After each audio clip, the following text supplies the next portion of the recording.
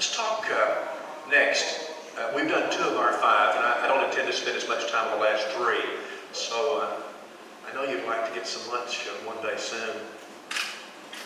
Let's talk about discipline. Discipline. There is a mode of thought among the left, particularly in our country right now, about, or I should say against, spanking, against corporal punishment. And just to put a point on it, the idea is that all spanking is child abuse.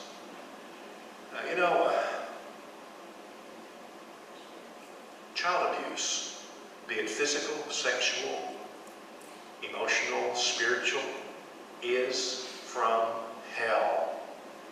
But spanking, administered by loving parents at appropriate times and appropriate measures, is from heaven. I think that spanking is a terrific form of discipline. I really like it because it says what you did was wrong. This is unpleasant. I don't like it. You don't like it. But now let's go on with our day. And by the way, if you choose to follow that behavior again, I've got more where that came from, right? Now, I personally, I'm going to give you an opinion, so you take it or you don't take it. It's up to you. But I always spanked with my hand. And the reason is that I know how much I'm doling out. I'm not imposing that on you. I just liked it because, I knew just what I was giving. And so you can take that as you will. Now, when Cindy and I were in school, we had some dear friends, a couple, who married about the same time we did. They had a different parenting philosophy. Their philosophy was that we should save our no's for big things.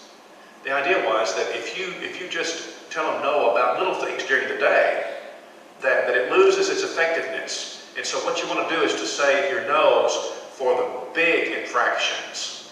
Gentlemen, that is a recipe for disaster. And it proved to be, I'm sorry to say, in their lives. You must do your children a favor and teach them what it means to obey. Learning how to obey God is not only learned through parents, but I tell you what, it's the best way. You learn how to obey mom and daddy, and you figure out this sense of authority. Do your children a favor, love them enough to teach them to obey. And this business of no, let's talk about spanking. Spanking ought to be reserved for a challenge of the wills. You don't spank a child the first time you teach him something. That'd be a mistake. First you teach him, and then you say, this is my will. This is what I want you to do. It is an infraction of that when you have a contest of the wills, and that's when you spank him. So you're going to have a time when wasn't it nice for them to decorate like this for this seminar? So you're going to have you're going to have a time when you say to your little boy, now he's over there touching something. He might be touching this trestle like this, and it's kind of delicate. And you say, don't touch that. Just get away from that. I don't want you to touch it. And you know what he's going to do? He's going to look at you and he's going to go like this. Right? You know what? That's a contest of the wills. He's testing you to see. His idea is that I want to know if my will is stronger than yours. I want to find that out. Now, if you blow this, you'll pay for it. A lot of parents, do this on credit because kids are so cute. It's so cute. And we're going to do this on credit, but don't do that because I'm telling you, you'll pay. The interest will be terrible when they're teenagers. And you may never get them back. You may lose them to the world. What you do is this. If you have a contest of the wills, whatever you're doing is not as important as this. Stop what you're doing and go and dust his britches. Now, when he's going around the house and he's got a thick diaper on, you're not going to hurt him, and he's going to cry like you did. And you don't have to hurt him. You just have to spank him. And then you say, when I say no, I mean no. All right? I don't think you should chase your children except maybe once. You know how that is? You say, honey, come here. And he looks at you and then takes off the other way. Well, you know what? Right now I can catch you, son. I can catch you. And I will. And then I'm going to dust your britches. And I'm going to say, let me tell you something, gentlemen, and you know this. Sometime I might call that boy or that little girl.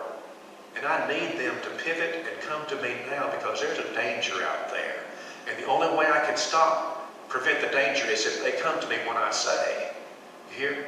So I'm going to say to him, son, come here. And if he takes off, I'm going to catch him. I'm going to dust his britches. And then I'm going to say, anytime I call you or your mama calls you, you come. Do you understand that? You must obey. And then I'm probably going to say, let's practice. And so he'll, so I'm going to stand over here and you stand there. Son, come here. Now, you know what?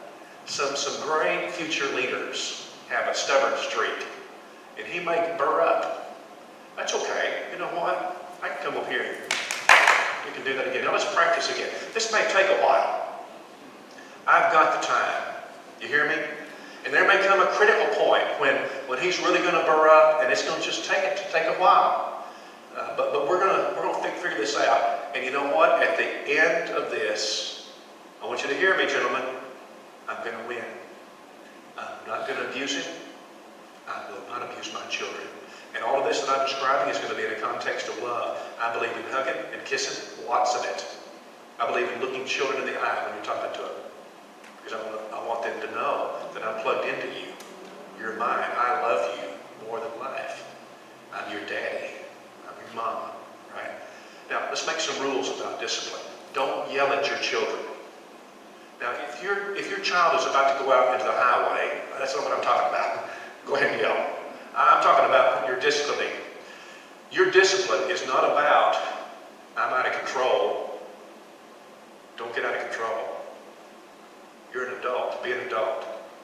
You diminish your credibility with your children when you get out of control. Don't shout at them, scream at them. You don't want them to obey you because you're scary. You want them to obey you because you're daddy, because you're mama, right? So we're not going to yell at them. We're not going to count to them. Don't do that. And there's probably not anybody in this room who would do that. But make sure that doesn't happen in your house. In my opinion, it's an error in child rearing because it's confusing. You know what I mean by counting. You say to your little girl, honey, pick up your shoes and put them in the closet. She looks at you and she doesn't want to do this, so she just keeps on doing what she's doing. And we say, 1, 2, break into fractions, 2.5, and so finally she'll get up and she'll put the shoes up. Good. Not good. Why is that good? And to make it worse, to make the matter worse, tomorrow you're going to be kind of stressed. Not like today. Tomorrow you're going to be stressed out and you'll say, honey, put your shoes in the closet. And she won't do it. You'll just go around and you'll dust her britches. You'll spank her. No counting tomorrow because tomorrow you're stressed, see? In other words, how confusing is that? It's almost like Ephesians 6:4, provoking them to wrath, because I don't know when mama means it or she doesn't mean it. Well, let's just clear that thing up right now. If I say it, I mean it. And I'm never going to be good with telling you what to do and you just choose not to do it. I'm just never going to be good with that. Ever. I don't understand. If I tell one of my children to do something, now they're grown now, it's different, but I'm talking about when they were at my house. I'm not going to understand if I tell you to go and put that into the trash can and you just choose not to do it. And I tell you right now, it's not about the piece of trash. It's about the fact that I've told you to do that. And it is not good for you to not obey me. I love you too much to just let this go. If I say put it in the trash, you've got to do it. And I'm only going to say it once, unless you didn't hear me. Now, I think we ought to be kind and gentle. And if we learn some mitigating circumstance that we didn't know, you didn't hear me or something, we're going to be genuine. But when it comes to a contest to the wheels, you must not count. Don't lie to your children. Your credibility is so very important with your children, whether it's in reference to something that's good or something that's bad. One of my mentors in preaching was Bob Duncan. Brother Duncan's been dead a number of years now. He was a great preacher. He was actually my wife's uncle, and so I had a relation there. When Bob's daughter Jill was about 4 or 5, she had to go to the emergency room. She's grown out and has a family of her own. So it all worked out. I don't even know what the issue was, but I know that Bob was the one alone who took her to the emergency room. And when he got there, they checked her in, and the nurse said, Mr. Duncan, if you'll wait out here, we're going to take Jill into this room and put the IV in, get that started, then we'll come back out. He said, I need to come in with you. And she said, well, we don't normally let the parents come in for this. And, he said, you don't understand, I've got to come in with you. Because I promised this little girl, before we came here, that I would not leave her side. And my credibility is at stake. And he went in there. Make sure that your credibility is always good with your children. If I tell my son, Friday, I'm going to take you fishing at 3 o'clock, then whatever your job is, and you have somebody, that comes in at 2:45, and he says, I want this, you say, I tell you what, I really want to wait on you. I've got an appointment at 3 that I cannot break. And if I could take care of this I would really appreciate that, because your credibility is at stake. But it's true about spanking too. If you tell your children that this behavior will bring this punishment, you can't not do that. You've got to keep your word. And the reason, what the reason is, that if I later say, I want you to do this or don't do this, what they're gonna process is, does he mean it or not? I always mean it. I always do. I had a friend, a gospel preacher. We were both young preachers, and we were in my office one day, and he had this little girl there, and she was, I guess she was about 5, cute little thing. And anyway, she was looking at my books over there in my library, and I didn't mind. She wasn't hurting anything. I didn't mind. But anyway, directly he turned to her and he said, honey, don't touch the books. I don't want you touching them. Leave them alone. We continued our conversation, and she continued doing just what she was doing. So he noticed, and he said, now I told you to touch the books, and if you keep doing that, I'm going to spank you. We continued our conversation, and she kept right on doing what she was doing.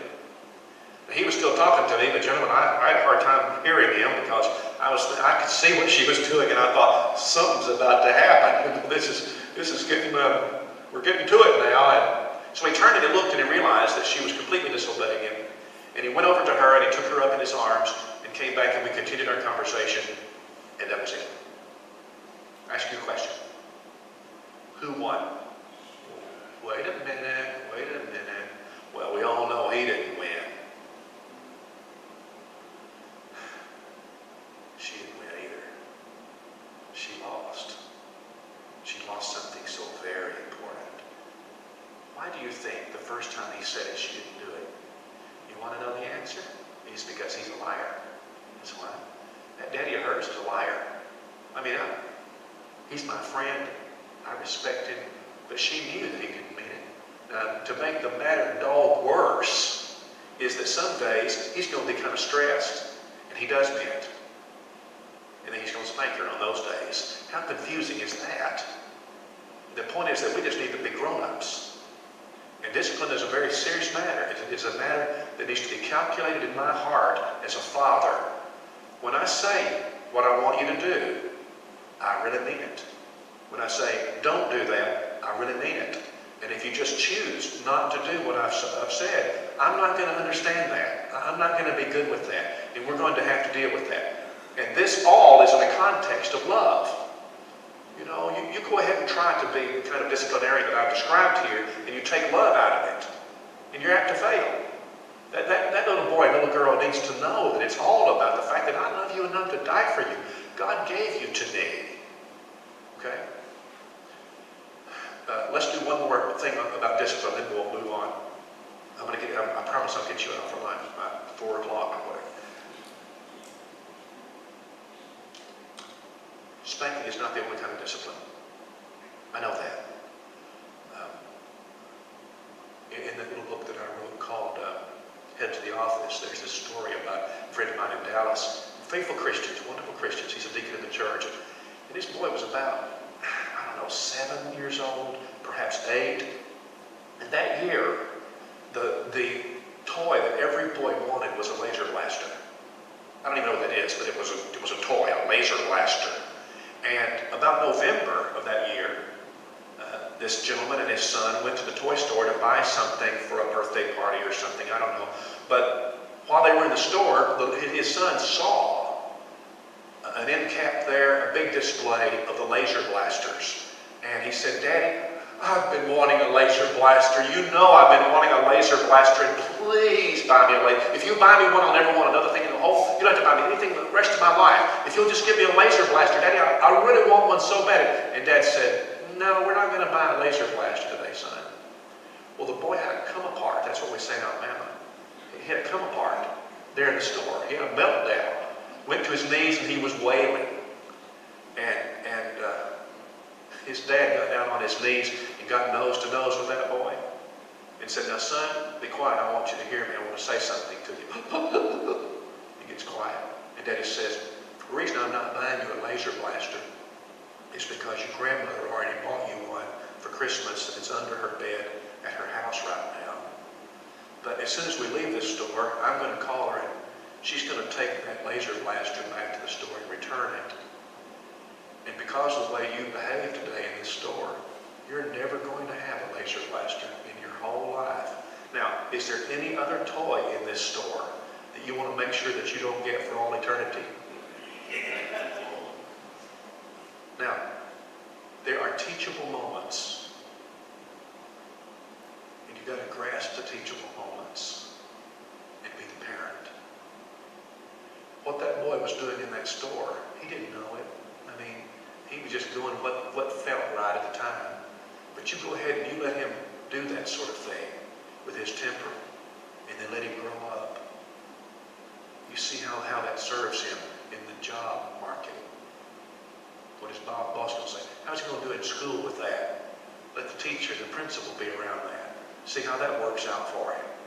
You see how it works out with his marriage.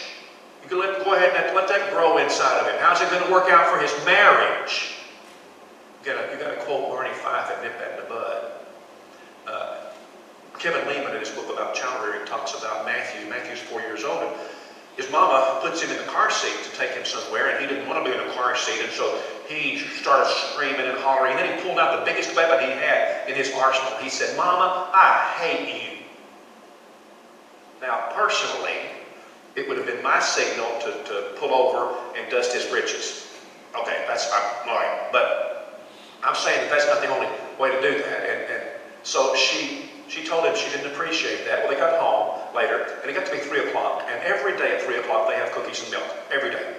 And so Matthew comes to Mama, and she's working around the house, and he says, Mama, the big hand's on the 12, the little hand's on the 3. Let's have cookies. She said, we're not having cookies and milk today. And she just walked away. Well, he's bewildered. He's perplexed. And so he runs after her. Mama, Mama, Mama, I don't understand. Why aren't we having cookies and milk today? Because of the way you talked to me in the van a while ago. I don't appreciate that. Hurts me. We're just not going to talk like that, and we're not having cookies and milk today. At which time, of course, he has a meltdown. And he begins to grab her leg and beg and tell her how sorry he is. Mom, I'll never do that again. I never will. I'm so sorry. Please, please. And she gets down close to his nose and she says, let me explain to you why that's wrong. And she makes him a little speech. I love you, but you're not going to talk like that. It's wrong. And then finish it, hug him, and then she gets up and goes about her business. And of course, you know what Matthew says. Can we have cookies and milk now? What's the answer? No. See, it's a teachable moment. No. Maybe tomorrow, but we're not going to do it today. Because you've got to remember. He's got to remember. Pardon me.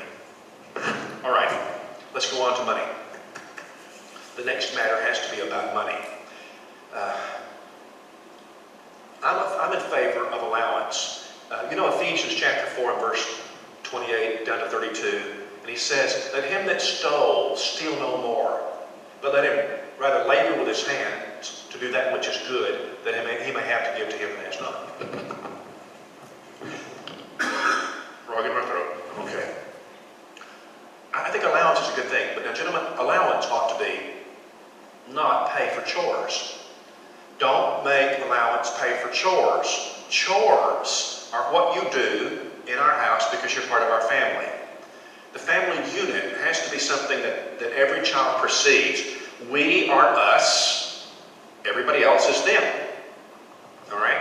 That we have this little corporation called family, and everybody pulls his own weight. Now, I think it's very important to write the chores down and put them on the refrigerator so that each child knows these are my responsibilities. This is my, and it's age appropriate. And then part of your duty as a parent is to make sure that he or she does the chores well. That'll be critical, but it's not about allowance. All right? It's not about allowance. You give allowance, and I don't even know what appropriate amounts are, but whatever you decide. But allowance is to teach you how to handle money. I think it's a good idea to have a daddy bank. Create a daddy bank and make up a little book, a bank book, and teach that little boy or little girl that if you keep your money in the bank, I'm going to pay you interest. And I will pay you, you got to make it simple, gentlemen. I'll pay you 10% compounded monthly. I'd kind of like to have some of that, wouldn't you? I'm only saying that because it has to be simple enough for a child to get it. It's not much money. It's not a lot of money. So you say, if you save up $10, then in a month, 10% interest, I'm going to give you $1. And you'll have $11. If you'll keep your money in there, every month you're going to get 10% interest. Is that important to learn? We'll teach them how to save. Now, a couple of things are going to happen. There's going to come a time close to July, and your little boy is going to come to you, and he's going to say, Daddy, I want to buy some fireworks. And, well, son, how much money do you have? I have $22.17. Well, how much do you want to spend on fireworks? Well, Daddy, I want to spend all of it. I want to buy some big stuff this year, and I want all of it. And you're going to say, son, that's not a good use of that money. No, we're not going to spend it that way. And then he's going to say to you, and this is your cue, it's a cue. He's going to say, Daddy, it's my money. I saved it, it's my money, I can do anything I want with it. That is your cue to make the I own you speech. All right? And the I own you speech goes like this. Son, listen to me. God gave you to me, and you're my boy, or you're my girl. I own you. I own your ears and your nose and your feet. I own your bedroom and your chest of drawers and your underwear. I own everything. I own your iPhone, whatever. I own everything about you. You're mine, and I love you. But never forget that everything you have is, because this entitlement garbage is messing up our country, and it's going to mess up our kids. They're not entitled. They have things, but listen, I own it. I own everything that appertains to you, right? And I'm not going to let you blow your money on the fireworks because you won't be happy. When you spend it that way, it'll be gone. All right? That's how you're going to handle it sometimes. There will be another occasion when your son comes to you and he says, Daddy, I want a laser blaster. I'm just making that illustration. I want a laser blaster, and I've been saving up. Well, how much is the laser blaster? It's $35. How much do you have? 20. But Daddy, I thought maybe you'd give me the rest of the money and I could buy the laser blaster. And you're going to say this. You're going to say, well, son, I'll tell you what I'll do. You're $15 short. What if I loan you the money? Would you like to borrow the money? And you know what he's going to say? Yeah, you bet, sure. Because instant gratification, it makes sense. Of course, because he's not thinking about future. Now, you know that this is the time to learn about credit because you're not risking his livelihood. He's going to eat and sleep, and you're going to provide his food, and you're going to provide his shelter, and there's no risk involved in this of significance. It's all about teaching him. So you say, all right, I'm going to loan you the $15, and you get, how much do you get a week for allowance? I get $4. Great. Here's how we're going to do it. And you draw up the chart, and you say, every week I want $2 out of your allowance to pay on this debt. You give $1 to the Lord, you're going to give $2 to me for the debt. Until it's paid off. Sure, Daddy, that's great. Well, let's go to the store. Let's get the laser blaster. Anyway, the first week, he's going to pay the $2.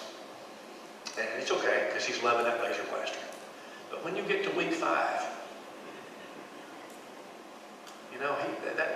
the shine's done worn off that thing. And it's real hard to pay that $2. It's real hard. And he may even come and say, Daddy, I need that $2 for something else. What are you going to say? No, son, I tell you what, you're going to have to pay that $2 because that's your debt, and you're going to be an honest man. And a man who's honest and does the right thing always pays his debts. And he's going to struggle with that. And when he gets through with it, number one, he's going to be real happy that he's done. And number two, he will have learned something about credit. Who taught him? You did. You did. And you taught him when the stakes were low. And that's when you've got to do it. Nobody's getting hurt here. It's just about being in school with Daddy and learning how to handle money. And that is critical. That is critical. Let's do one more and then we'll stop. You've been very patient. Let's talk about morals. Morals. Now look, the way that it's going to be is as for me and my house, we'll serve the Lord. So I don't want anything in my house that conflicts with that. I don't want to have anything in my house that offends the Lord. That's it. I don't know where your kids are going to grow up and go off to. You know what? My kids, one of them lives in Marietta, one of them lives in Montgomery. But I know this, there will be one place in the world, no matter what else changes, what else is true, there'll be one place I know that Jesus lives, that they're going to know. It's my daddy's house. Jesus lives in my daddy's house, right? Okay, so what we're going to do is get control of the media. I'm going to know, we're going to have rules about music. Drive along in the car and some garbage comes on this song and we're going to turn the channel or turn it off right then. Mama, why did you do that? Well, because we're not going to listen to that. That's bad. That's wickedness and we're not going to listen to it. Same with the television.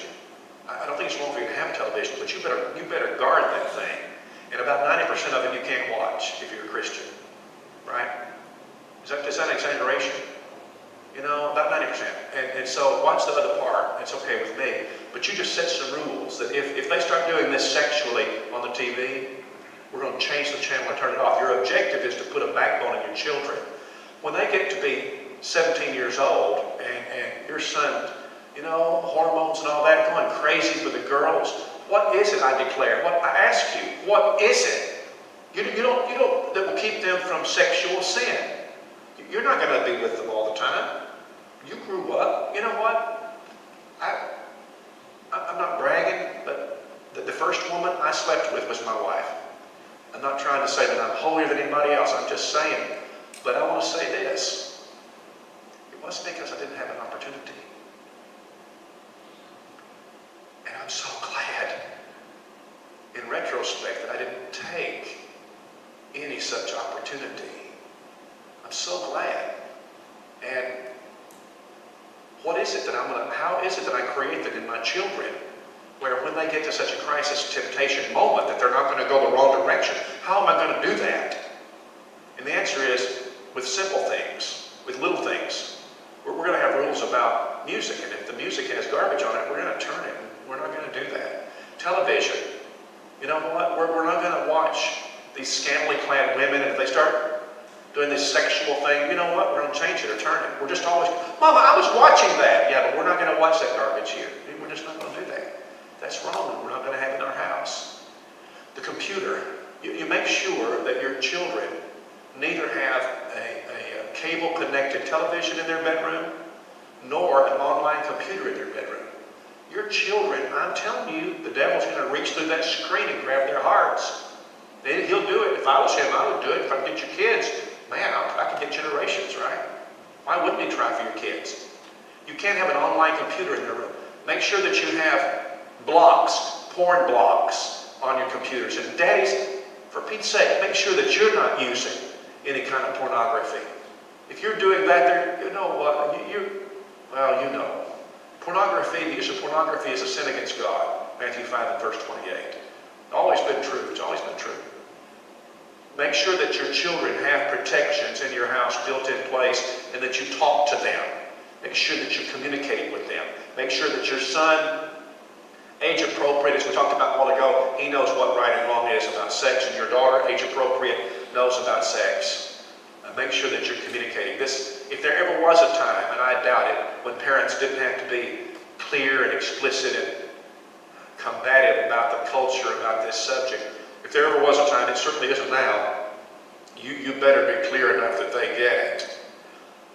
And when they get to be the dating age, set an age at which they can date and stick to it. Have rules about dating. Have curfews. I And then set up the rules that you put inside of their hearts. Never go in the bedroom with your boyfriend or girlfriend and close the door. Ever. Well, yeah, but what if mom and dad are in the house? Y'all are in the living room in there. Doesn't matter. But nothing's going to happen. I believe you. Doesn't matter. The rule is you never close the door on a bedroom with your boyfriend or girlfriend. 2, never go into an empty house or an apartment with your boyfriend or girlfriend. Never do. But Daddy, what if he just forgot his keys and he has to go back in the house to get the keys? Well, you wait outside and let him go in and get the keys. But you don't trust me. Honey, it's not about that. I trust you. I'm just your dad. The rule is you never go in the house alone with your boyfriend or girlfriend. Don't go mix swimming. Don't do it. Now, I think this is true in the broad sense. Christians have no business going out and showing their bodies like that, but especially with your boyfriend or girlfriend. Are you kidding me? Do you remember what it was like to be 18 years old?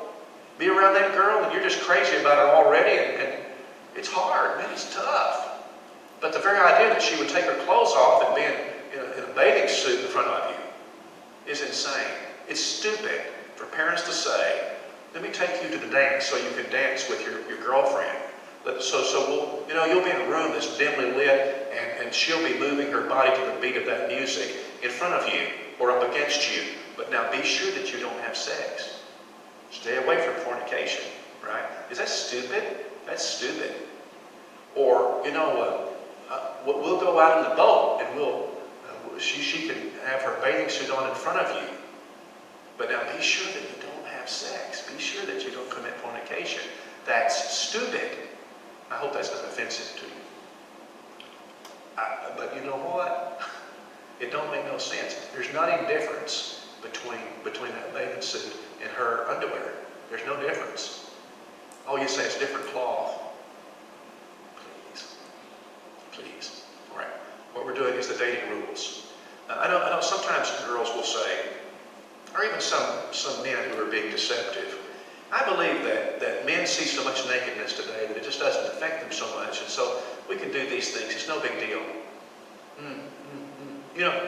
I suppose a man who really likes pepperoni pizza could eat enough pepperoni pizza that he doesn't really want it anymore. Just gets tired of it. I had a friend one time, gospel preacher. His hobby was riding roller coasters, antique the wooden ones, and he would travel around the country and to find these roller coasters because he loved it. I suppose a man like that, if he had permission, could ride a roller coaster over and over and over again, and at some point would say, I'd like to get off. I've had enough. But in reference to the subject I'm talking about right now, it's not how God made us.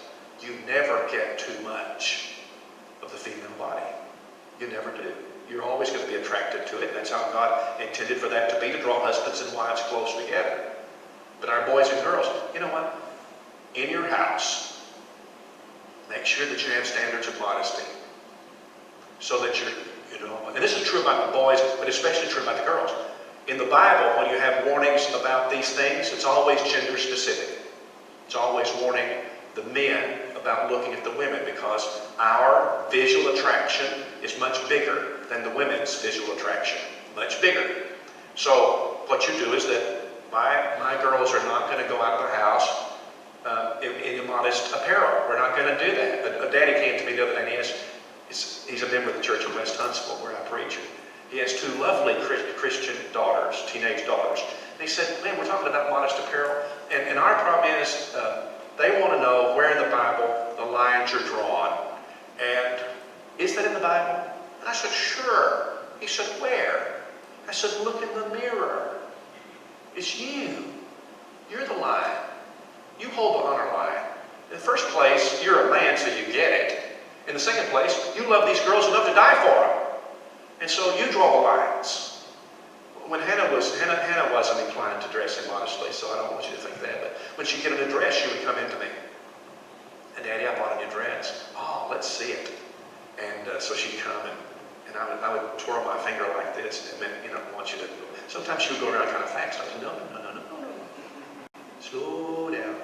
So she, and sometimes I would say, Hannah, that's a beautiful dress. I like that. You're beautiful in that dress. Or sometimes I would say, now Hannah, I tell you what, that's too sheer. I can see too much through that. I don't want to, that's too short. You know what, that's coming up to here. That's too short. Or, you know, that's too low. I can see some of your cleavage there. That's too low. Or that's too tight. Too form-fitting.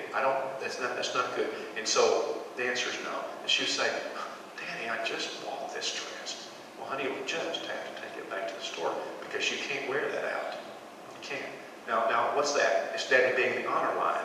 I'm the honor line. I'm the honor line about language, by the way. There are words you can't say in my house. If you're my child, you can't say them. You know, and I'm not talking about the curse words. And I'm not talking about the big four-letter words that we would. I'm talking about other words. I won't let them say C-R-A-P in my house. We're not going to say sucks in my house. You know, Colossians 4 verse 6 says that we're to let our speech be seasoned with the salt. Salt is what makes food taste bad when it's not on it. You'll get that. Let your speech be with grace. There are words, you know, so I have scruples, Christian scruples, that I don't bind on other people, but I bind on my family because that's my role. Christian scruples, what we do and what we don't do. In reference to dating, we set the rules. I grew up in a preaching family, and there were women rules. May I share a couple of them with you?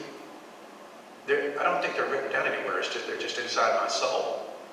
Never counsel a woman alone in the office with the door closed. Ever. I don't do it. You know, the other day a woman came in and she wanted to talk about her marriage, and of course, come in and have a seat. I went and sat down at my desk, and she got up and she said, it was private, so she closed the door. And boy, I tell you what, I sprang up and I tell you what, let's leave this open. And I always leave it open. Never counsel a woman alone at the church building if there's nobody else there. Never do it. Never visit a woman alone in her house. Now, I'm not talking about 85-year-old Sister Smith. You know what I'm talking about. Don't do it. If you find out she's alone there at the house, stand on the stoop outside and have a conversation with her, but don't go in that house. With our boys and girls, we're going to teach them such principles. Those principles are good, but others. Girls never sit on a boy's lap. It's an invitation to promiscuity. Remember that parts of the body that aren't for looking are also not for touching, or vice versa. What we're going to do is to teach them, not because we want to keep sex from them, but because we want to keep sex for them. When you get married, child of mine, I don't want you to give your new husband a big screen TV for a wedding gift. Give him something really important. Something really, really important. I'm going to stop there. You've been very kind to listen. I want to say this as a disclaimer. You know that I'm not a perfect father, and I know that I'm not. If my children were here today, they would tell you that. And I don't believe I have all the answers, and I know that every child is unique. I know that. I hope that, however, that there are some things we've talked about today that you'll find useful in the raising of your children or influencing of your grandchildren. And I pray God's blessing. I want you never, ever to hesitate on the definition of true success. True success is living your life and going to heaven. True failure, no matter what else is true, is living your life and being damned eternally. And what our goal is in the rearing of our children is to produce happy, faithful, productive Christians. May I repeat that? My goal in the rearing of my children is not complicated. I want to produce happy, faithful, productive Christians. And then I want to spend eternity with them.